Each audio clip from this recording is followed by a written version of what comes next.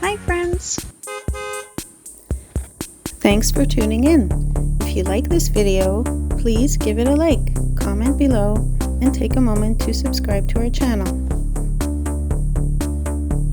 Welcome to Swift Current, a lively prairie city in southwest Saskatchewan with a big heart and a rich history.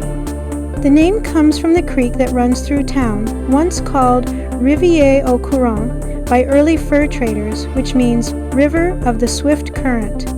The area has long been a gathering place, first for indigenous peoples and later for settlers and traders moving west.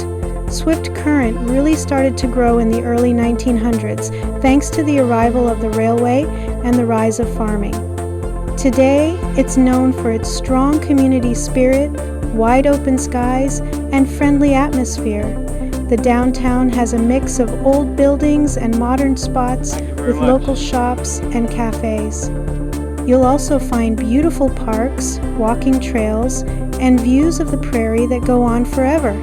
There's always something happening here, from rodeos to concerts to farmers markets.